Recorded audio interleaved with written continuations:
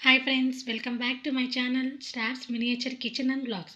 ఈరోజు మన ఛానల్లో కుకింగ్ వీడియో కాదండి, మా ఊరిలో జరుగుతున్న బ్రహ్మోత్సవాలు అండ్ రథోత్సవం గురించి తెలుసుకుందాం.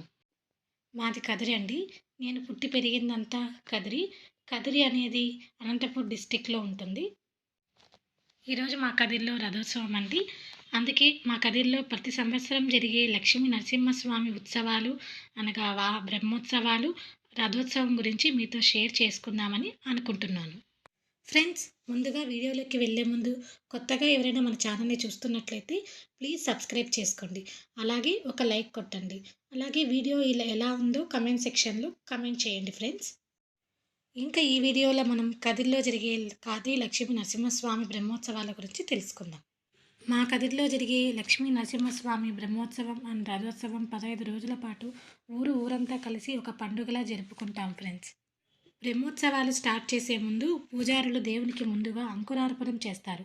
ఆ తర్వాత రోజున శ్రీవారికి కళ్యాణోత్సవం అంటే స్వామివారికి కళ్యాణం చేస్తారు. ఆ తర్వాత రోజు నుంచి బ్రహ్మోత్సవాలు స్టార్ట్ అవుతాయి. స్వామివారికి కళ్యాణోత్సవం అయిపోయిన తర్వాత రోజు మొదట హంసవాహనం జరుపుతారండి. రెండవ రోజు సింహవాహనం,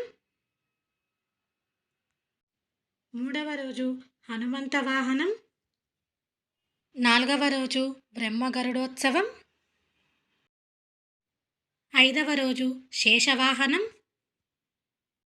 ఆరవ రోజు ఉదయం సూర్యప్రభ వాహనం, ఆరవ రోజు రాత్రి చంద్రప్రభ వాహనం,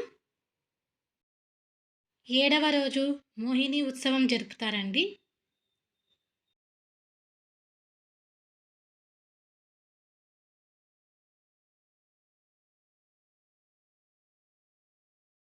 ఎనిమిదవ రోజు ప్రజా గరుడోత్సవం, తొమ్మిదవ రోజు గజవాహనం. ఇంతటితో ఉత్సవాలు ముగుస్తాయండి. మరుసటి రోజు రథోత్సవం జరుగుతుంది. ఈరోజు మా కదిరిలో జరిగిన రథోత్సవం వీడియో నెక్స్ట్ వీడియోలో అప్లోడ్ చేశానండి.